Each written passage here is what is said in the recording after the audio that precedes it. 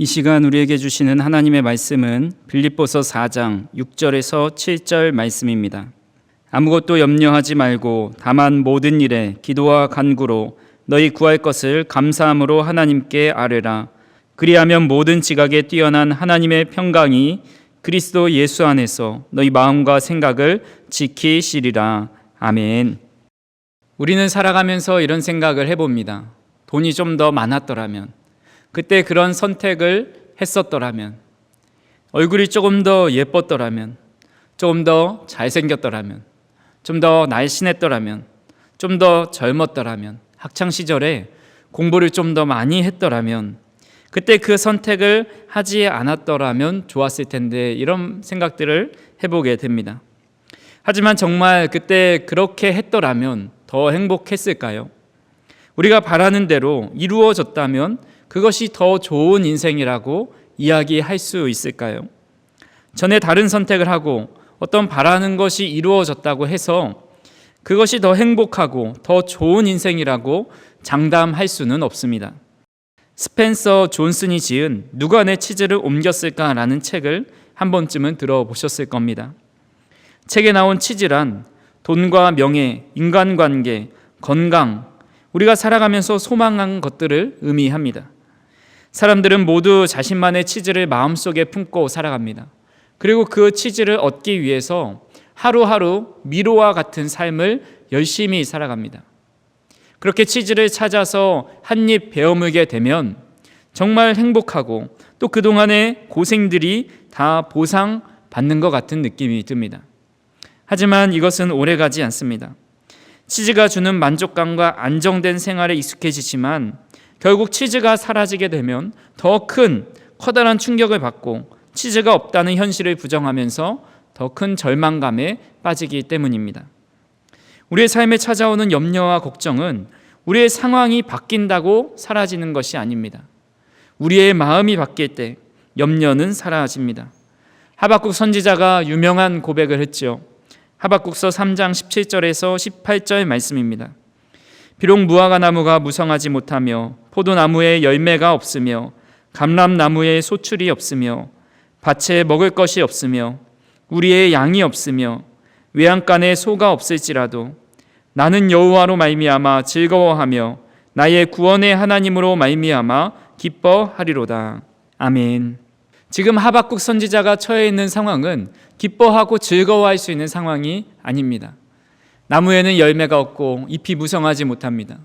우리와 양 외양간에는 양과 가축들이 없습니다.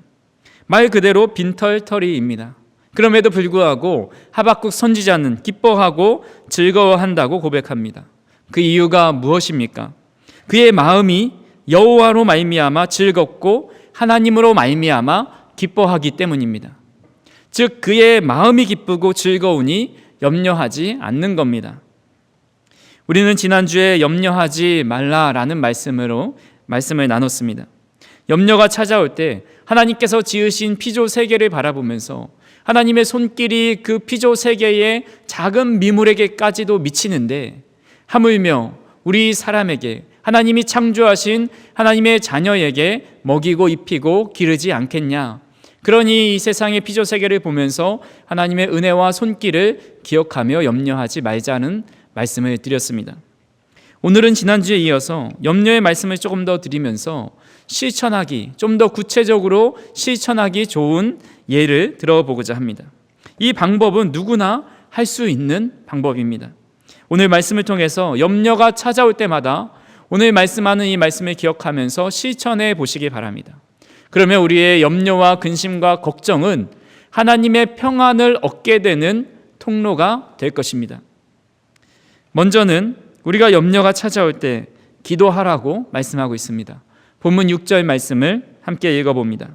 아무것도 염려하지 말고 다만 모든 일에 기도와 간구로 너희 구할 것을 감사함으로 하나님께 아뢰라. 아멘. 오늘 말씀에서는 기도를 여러 단어로 표현하고 있습니다. 기도와 간구, 구할 것, 아뢰라. 조금씩의 차이는 있지만 결국 하나님 앞에 염려가 찾아올 때마다 기도하라는 말씀입니다. 얼마 전에 목회 데이터 연구소 조사 결과에 의하면 우리 국민 3명 중에 2명이 내 삶은 불행한 것 같다라고 대답을 했습니다. 성별로 좀 나눠보면 남성이 57%, 또 여성이 70%가 나는 불행한 것 같다고 생각을 해보는 겁니다. 연령별로는 30대가 근소한 차이로 가장 높았고 그 다음에 40대, 50대 순으로 나타났습니다. 사람들은 왜 스스로를 불행하다고 느낄까요? 그 결과가 바로 본인의 경제적 문제가 1등이었고 2위로 집안의 경제적 능력, 또 3위로 세 번째로 본인의 능력으로 나타났습니다. 즉 경제적인 것, 자신의 능력이 부족한 것 때문에 스스로를 불행하다고 생각해 봤다는 겁니다. 경제적인 어려움을 한 번에 극복할 수 있는 방법 중에 하나가 바로 로또를 맞는 겁니다. 그래서 작은 비용으로 일확천금을 얻을 수 있는 희망을 가져다 주면서 사람들이 많이 구입을 하게 되죠. 그래서인지 작년 1분기보다 올해 1분기에 복권 구매 수량이 20% 가깝게 늘었습니다. 2023년도 1분기 복권 구매는 가구당 8.6%였지만 2024년 1분기에는 10.1%, 10가구 중에 한 가구가 복권을 구입합니다.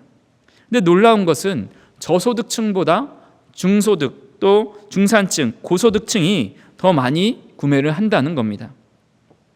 이러한 통계는 무엇을 알려줍니까? 사람들은 자신의 처한 경제적 상황에 만족하지 않고 더 많은 것을 쌓아놓고 축적하기를 원한다라는 겁니다. 사람들은 왜 더 많이 소유하고 축적하고 쌓아놓기를 원할까요? 그것은 미래에 대한 불안함 때문이죠. 앞으로 우리나라 경제가 또 세계 경제가 어떻게 될지 모르고 물가가 계속해서 치솟고 있고 앞으로 직장도 젊은 사람들이 치고 올라오는데 이것을 언제까지 유지할지 모르니까 그 미래에 대한 불안함 때문에 더 많은 것을 쌓아놓고 축적해놔야 안심하고 염려 없이 살아갈 수 있다라고 생각하기 때문입니다. 즉 우리가 하는 대부분의 염려는 지금의 염려보다 미래에 대한 염려가 훨씬 더 많습니다. 경제적인 염려도 오늘 하루 먹고 살 것에 대한 염려가 아니라 내일 또 앞으로의 먹고 살 것에 대한 염려이죠. 자녀들을 향한 염려도 지금 당장의 염려가 아니라 이 아이의 미래가 어떻게 될까에 대한 미래에 대한 염려입니다. 우리의 삶의 직장에 대한 염려, 건강에 대한 염려, 가정에 대한 염려, 대부분의 모든 염려가 현재보다 미래에 초점이 맞춰져 있습니다. 이런 염려가 찾아올 때 주님께서 말씀하시는 거죠. 아무것도 염려하지 말아라. 아무것도 염려하지 말고 다만 모든 일에 기도와 간구로 너희의 필요한 것을 감사함으로 하나님께 아뢰라고 말씀하고 있습니다. 사랑하는 성도님들, 경제적인 문제 때문에 염려하고 계십니까? 그러면 그 경제적인 염려를 놓고 하나님 앞에 기도하시길 바랍니다. 자녀의 미래의 삶에 대해서 염려하고 계십니까? 그러면 자녀의 미래를 놓고 기도하시길 바랍니다. 가정의 어떤 문제를 놓고 염려하고 계십니까? 가정의 문제를 놓고 하나님 앞에 기도하시길 바랍니다. 그럼 모든 염려를 놓고 하나님 앞에 기도하라 말씀하고 있는 겁니다. 본문의 말씀을 묵상하던 중에 하나님께 구해야 할 것, 감사함으로 하나님께 구하라고 말씀하셨는데 그 구해야 할 것들에 대한 의미를 좀 생각해 봤습니다. 근데 이 구할 것에 대한 의미가 너무 깊은 감명이 되고 감사해서 번역본마다 한번 찾아봤습니다. 공동 번역에서는 여러분의 소원을 하나님께 아뢰라고 말씀합니다. 새 번역 성경에서는 여러분이 바라는 것을 감사하는 마음으로 하나님께 아뢰라고 말씀합니다. 현대인의 성경에서는 여러분이 필요로 하는 것을 감사하는 마음으로 하나님께 말씀드리십시오라고 말씀합니다. 영어 성경에서는 Present your request to God, 현재 너의 요구를 하나님께 구하라 라고 기록하고 있습니다. 즉 이걸 구해도 될까? 이렇게 작은 염려? 아니면 이렇게 큰 염려를 구한다고 염려가 사라질까? 그런 것들 상관없이 모든 소원, 바라는 것, 필요한 것, 어떤 요구이든지 하나님께 구하라고 말씀하고 있습니다. 이 구할 것이라는 말을 헬라어로 찾아보니까 아이테마라는 말인데 이것은 아이테오에서 파생된 단어입니다. 아이테오라는 말은 구하다, 묻다, 청하다, 요구하다, 달라고 하다 그런 의미를 가지고 있습니다. 이 단어는 신약에서 한 70번 정도 사용이 되었는데요. 그 사용처를 좀 살펴보면 그 중에 하나를 우리가 한번 찾아보겠습니다. 마태복음 7장 9절에서 11절입니다. 너희 중에 누가 아들이 떡을 달라 하는데 돌을 주며 생선을 달라 하는데 뱀을 줄 사람이 있겠느냐? 너희가 악한 자라도 좋은 것으로 자식에게 줄 알거든 하물며 하늘에 계신 너희 아버지께서 구하는 자에게 좋은 것으로 주지 않겠느냐? 아들이 떡을 달라 하는 것이 마이테오입니다. 아들은 배고플 때 떡을 요구하죠. 맛있는 고기가 먹고 싶을 때 생선을 달라 합니다. 그러면 아무리 아버지가 악한 자라 할지라도 이 자녀에게는 좋은 것을 주는데 하물며 하늘에 계신 너희 아버지께서 구하는 자에게, 소원을 말하는 자에게, 바라는 것을 말하는 자에게, 필요한 것, 요구를 말하는 자에게 좋은 것을 주지 않겠느냐 말씀하고 있는 겁니다. 누가복음 18장에 보면 과부와 불의한 재판장에 대한 비유가 나오지요. 한 마을에 불의한 재판장이 살고 있었습니다. 이 재판장은 마을을 주름잡고 있는 이 갱단의 뒤를 봐주는 겁니다. 어떤 잘못을 하면 그가 많은 형벌을 받지 않도록 판결을 굽게 행합니다. 그러고 나서 이 갱단들로부터 뒷돈을 받아서 호의호식하며 살아가고 있습니다. 그렇게 살아가던 중에 한 과부, 허름한 옷차림을 한 과부가 와서 자신의 억울함을 풀어달라고 요구합니다. 이 일을 놓고 판결해달라고 끈질기게 찾아오는 거죠. 근데 이 불의한 재판장은 매몰차게 거절을 하면서 무한을 주면 다신 찾아오지 않을 거라고 생각하지만 하루 이틀 계속해서 찾아옵니다.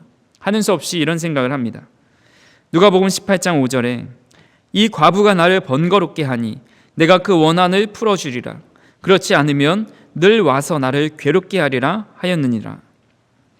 불의한 재판장은 나를 번거롭게 하고 괴롭게 하니까 그냥 이 과부의 원한을 풀어주고 말자 하고 그의 그런 원한을 풀어줍니다.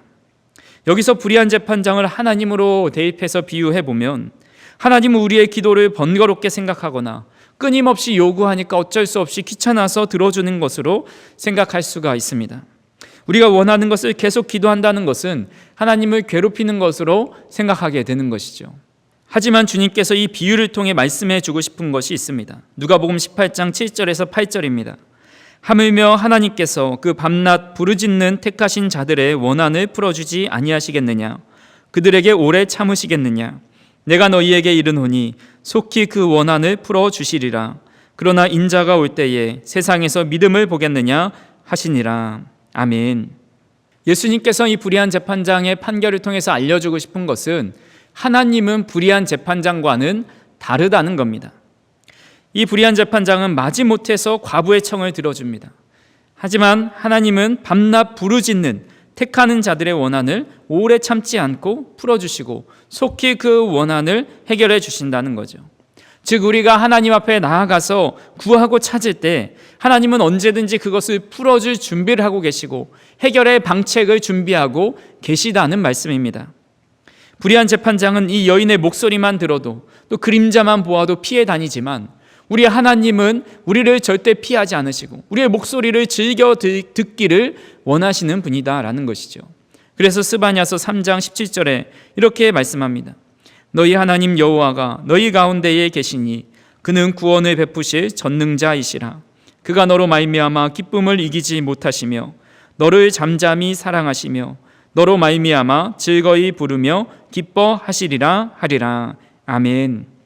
하나님은 우리로 인하여서 기뻐하시고 잠잠히 사랑하시고 우리를 돌보시면서 즐거워하신다라고 말씀하고 있습니다.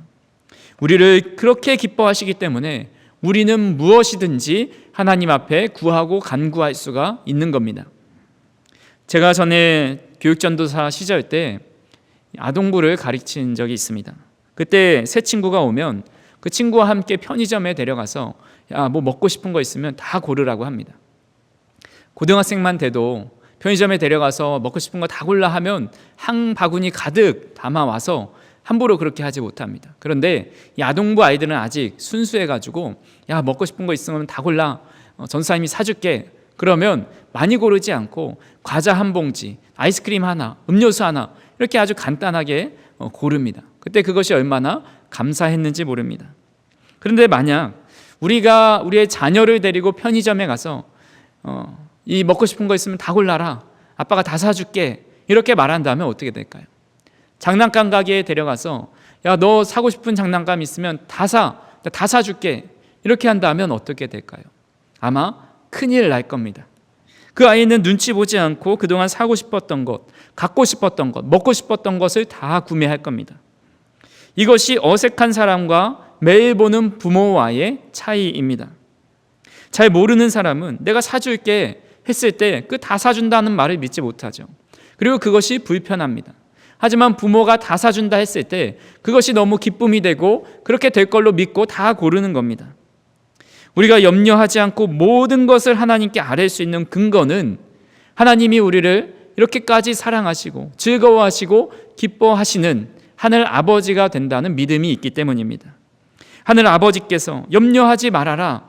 그리고 염려 대신에 모든 것을 염려를 놓고 기도해라. 필요한 것을 다 말해라. 그렇게 말씀하시는 것을 믿고 우리는 우리의 모든 염려를 주님 앞에 가지고 나갈 수 있는 것입니다. 사랑하는 성도 여러분, 삶에서 염려가 찾아올 때마다 늘 기도하시길 바랍니다. 너무 큰 염려가 찾아와서 힘이 듭니까? 그럼 더 많이 기도하시길 바랍니다.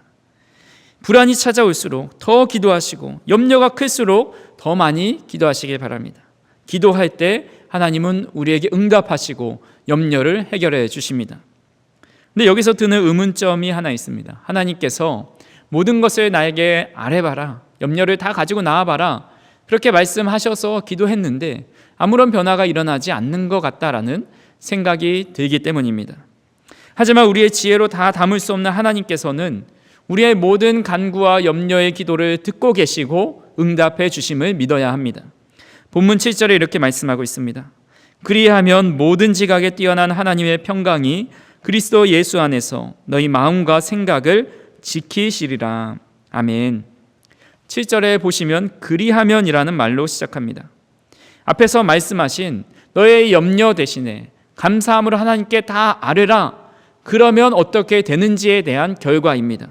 근데 성경에서 보면 그리하면 그대로 응답해 주겠다, 내 소원대로 이루어 주겠다라고 말씀하지 않으십니다. 그 대신에 하나님의 평강이 그리스도 예수 안에서 너희의 마음과 생각을 지키신다고 말씀합니다.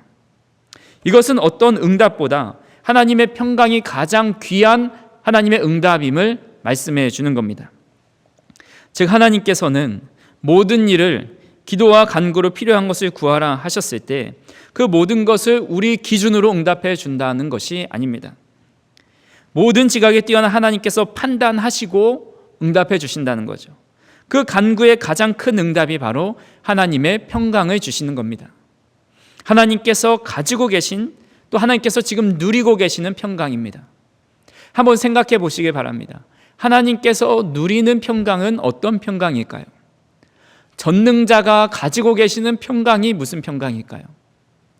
다 상상할 수 없지만 모든 것을 아시고 모든 것을 할 수 있는 하나님의 평안은 잠잠하고 고요하고 포근하고 요동치 않는 마음의 상태일 것입니다. 저희 둘째 아이는 아직 어려서인지 또 겁이 많아서인지 지하주차장에 가는 것을 좀 두려워합니다. 이 자동차의 시동음, 또 배기음, 또 헤드라이트가 번쩍번쩍 하는 거, 또 타이어 마찰음이 이 지하 공간이다 보니까 더 크게 울려서 그게 아마 좀 두려운 것 같습니다. 그래서 지하주차장을 걸어가더라도 갑자기 자동차 소리가 들리면 부모에게 찾아와 꽉 안깁니다. 이 안길 때 얼마나 아이가 사랑스러운지 모릅니다. 그리고 저는 안아주면서 이 아이를 지켜주고 싶다는 생각이 듭니다. 우리의 삶에 염려가 찾아올 때 우리는 걱정과 근심과 두려움이 찾아옵니다. 그때 주님 품에 안기면 주님의 평안을 누릴 수 있습니다. 상황은 크게 변하지 않습니다. 여전히 배기음이 들리고 타이어 마찰음이 들리고 헤드라이트를 켜고 달려오는 차는 여전히 있지만 주님 품에 안겼다라는 사실 자체로, 주님께서 함께하고 계시다라는 자체로 마음의 불안함이 또 염려가 평안으로 바뀌어지게 되는 겁니다. 상황이 바뀌지 않아도 부모와 함께 있어서 평안한 것처럼 우리의 상황이 또 우리의 뜻대로 이루어지지 않아도 주님 앞에 간구하며 주님 품에 안겼을 때 우리는 하나님의 평강을 누릴 수 있게 된다는 말씀입니다. 사도 바울이 모든 전도 여행을 마치고 이제 로마로 압송될 때 이제 있었던 일입니다. 사도 바울은 제수의 몸으로 가이사라를 출발해서 로마를 향해 배를 타고 갑니다. 배를 타고 가던 중에 유라굴로라는 풍랑을 만나게 되죠. 근데 이 풍랑이 얼마나 거셌는지 모든 선원들이 짐을 버리고 또 그런 배의 용품들을 버리고 밧줄로 배를 단단히 묶었지만 그 풍랑을 이겨낼 수가 없었습니다. 그 상황이 얼마나 긴박했는지 사도행전 27장 20절에 이렇게 말씀합니다. 여러 날 동안 해도 별도 보이지 아니하고 큰 풍랑이 그대로 있음에 구원의 여망마저 없어졌더라. 그들이 여러 날 풍랑 속에서 해도 보지 못하고 달도 보지 못합니다. 그저 파도에 이끌려서 언제 죽을 날만 기다리고 있습니다. 구원의 여망, 앞으로 살아서 나갈 희망이 없습니다.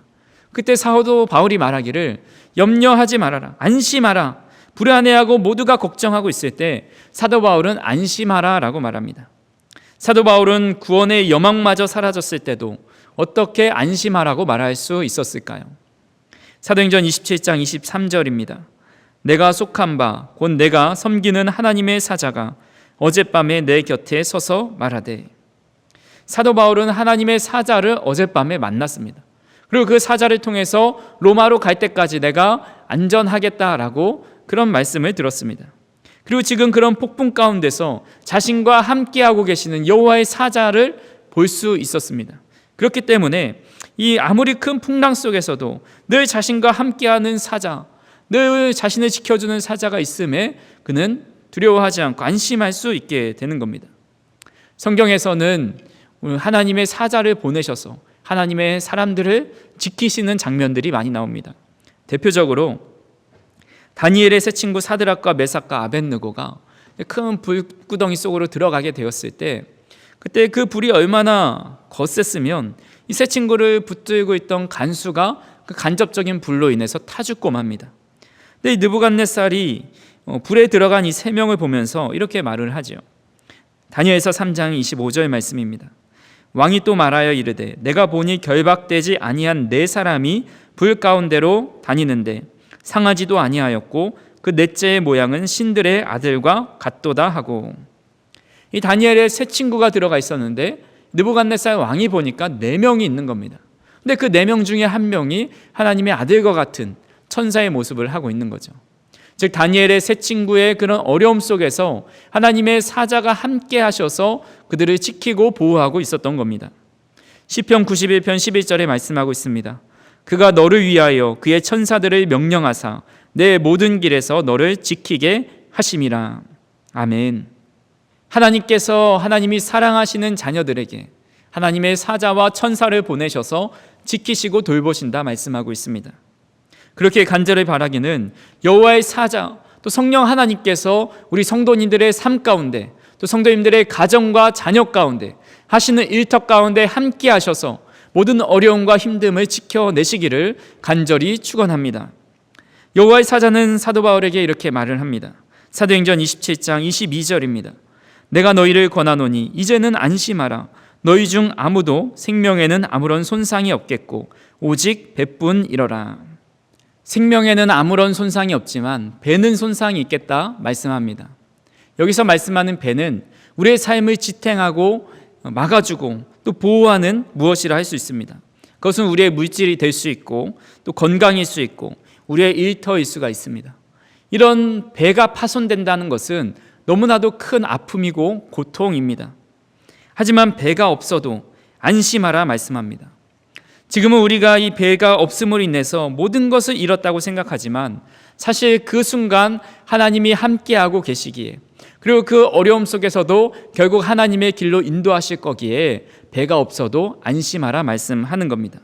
그렇게 사도 바울은 구원의 여망이 없는 중에도 평안할 수 있었습니다. 제가 알고 있는 신앙이 좋으신 권사님과 안수 집사님 가정이 있습니다. 작년에 이 가정에 너무나도 귀한 손녀딸이 태어났습니다. 그런데 안타깝게도 베크위트 위드만 증후군으로 의심된다고 해서 검사를 받아보니까 복부 쪽에 종양이 있는 겁니다. 대학병원에 가서 긴급히 수술을 하고 이 종양을 조직 검사해 보니 암으로 판명이 났습니다. 그래서 결국 이 아이는 항암 치료에 들어갑니다. 어른도 견디기 힘든 이 항암 치료를 이 갓난 아이가 견디기란 정말 힘듭니다.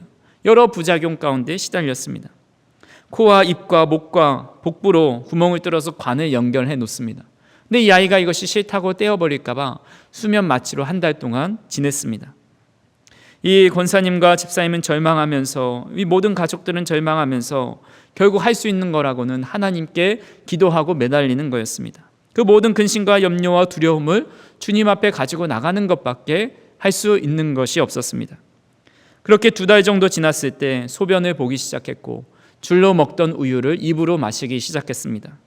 그리고 3개월 정도 지났을 때 초음파와 MRI를 찍어 보니까 깊은 곳에 있어서 제거하지 못했던 암이 흔적조차 없이 사라지고 말았습니다. 그리고 베크비트 위드만 증세도 음성으로 나옵니다. 이 의료진들은 이것은 기적이다, 하나님이 도우셨다라고 연일 찬양합니다. 결국 이 아이는 3개월 뒤에 엄마의 품에 처음으로 안겨서 우유를 마셨습니다. 앞으로 이 아이는 자라면서 물론 더 정밀한 검사를 해봐야 되고 추적 조사를 또 깊이 주의 깊게 해야 하는 일들이 많이 남아 있습니다. 하지만 이 일을 겪으면서 이 권사님이 이런 신앙 고백을 했습니다. 지난 겨울 사망의 음침한 골짜기를 지날 때 주의 지팡이와 막대기가 나를 안위하셨고 현실은 죽음의 상태인데 내 영혼은 기뻐서 주를 찬양합니다. 이 아이가 한 달 내내 한 자세로 투석하고 있을 때 몸은 퉁퉁 붓고 소변은 안 나오고 의사들이 풀이 주고 소변이 나오기만을 기다릴 때 어느 꽃다운 동산에 예수님과 손녀딸이 앉아서 좋은 시간을 보내고 있는 환상을 몇 번이나 보여주셨습니다. 비록 몸은 처참한 상태이지만 영혼은 예수님께서 온화한 모습으로 손녀딸을 바라보며 함께 계신 주님의 모습으로 인해서 그 어려운 시기를 이겨낼 수 있었습니다 라고 고백하였습니다. 하나님의 기적을 경험하는 것도 큰 은혜이지만 가장 어렵고 힘든 그 순간에 아이와 함께 해주시는 하나님을 보게 되었을 때 찾아오는 하나님의 평강, 그 평강을 경험하는 것 또한 기적 못지않은 기적이라는 것입니다. 하나님은 우리에게 폭풍이 없는 삶을 약속하지 않으셨습니다. 우리는 살아가면서 큰 풍랑을 만나고 배가 자초되는 위기 속에서 살아가고 실제로 그 배가 산산조각 나기도 합니다. 하지만 우리 주님께서 말씀합니다. 요한복음 16장 33절입니다. 이것을 너희에게 이르는 것은 너희로 내 안에서 평안을 누리게 하려 함이라. 세상에서는 너희가 환난을 당하나 담대하라. 내가 세상을 이기었노라. 아멘. 세상에서 너희가 환난을 당한다 말씀합니다. 염려와 근심과 두려움 속에 살아갈 수밖에 없는 인생이라는 것이죠. 하지만 담대하라 말씀합니다. 왜냐하면 주님이 이 세상을 이기셨기 때문입니다. 우리가 세상에서 폭풍을 만날 때, 두려움과 환난과 어려움을 만날 때, 그 염려가 우리의 삶을 집어삼키려 할 때도 세상을 이기신 하나님께서 함께 하신다 말씀하고 있습니다. 하나님께서 우리의 목자가 되어주신다 말씀합니다. 내가 너를 주의 지팡이와 막대기로 지켜준다 말씀합니다. 그래서 사망의 음침한 골짜기로 지나갈지라도 너가 해를 당하지 않는다 말씀하고 있습니다. 주님께서 우리와 함께 하시면서 아무리 주변에서 풍랑이 일어나도 우리에게 하나님의 평안을 주신다 말씀하고 있습니다. 하나님의 평강이 우리 안에 찾아오면 세상의 모든 염려는 사라집니다. 염려되는 것을 놓고 하나님께 기도했는데 염려가 사라졌습니다. 그러면 그 기도는 응답된 것입니까? 응답되지 않은 것입니까? 염려되는 것을 놓고 기도했더니 염려가 사라졌다면 기도의 응답이 이루어진 겁니다. 염려를 놓고 또 염려되는 문제가 직접적으로 해결되지 않았다 할지라도 염려가 사라졌기 때문에 염려에 대한 응답이, 또 그 기도에 대한 응답이 찾아온 겁니다. 그래서 우리 주님께서는 우리 삶의 모든 염려, 걱정과 근심을 주님 앞에 다 가져오라고 말씀합니다. 다 아뢰라고 말합니다. 그러면 그것이 우리의 뜻대로 이루어지지 않을지라도 하나님의 평강을 우리에게 주셔서 그 모든 것에 응답해 주시고 또 기도를 들어주신다라고 말씀하고 있습니다. 오늘 우리에게 염려가 찾아올 때 무엇이든지 하나님께 가지고 나가서 기도하시기를 바랍니다. 하나님은 무엇이든지 그 기도를 들으시고 뛰어난 하나님의 지각으로 우리에게 응답해 주십니다. 그 응답이 우리가 바라는 응답이 아닐지라도 기도하는 것 자체가 우리는 하나님 품에 안기는 것이고, 기도할 때 그 모든 염려가 사라지고 하나님의 평강을 받게 됩니다. 그렇게 어떤 상황에서도 우리와 함께 하시고 하나님의 평강을 주시는 하나님을 믿음으로 또 그것을 누리면서 한 주 동안 살아가기 원합니다. 저와 우리 성도님들이 세상에 어떤 염려가 찾아올 때마다 반드시 기억하시기 바랍니다. 하나님 앞에 그 염려를 놓고 기도하고 그 염려의 자리에 하나님의 평강이 임할 수 있기를 주님의 이름으로 축원합니다. 기도하겠습니다. 사랑과 은혜가 풍성하신 하나님, 오늘도 염려 속에 살아갈 수밖에 없는 저희들에게 그 염려가 하나님의 평강으로 바뀌게 하여 주시니 감사합니다. 염려를 만날 때마다 기도하게 하여 주옵소서. 주님 앞에 모든 것을 아뢰게 하여 주옵소서. 우리의 간구를 듣기 좋아하신 하나님께서 가장 좋은 방법으로 응답하여 주시고 세상이 줄 수 없는 평강으로 덧입혀 주옵소서. 예수님의 이름으로 기도하옵나이다. 아멘.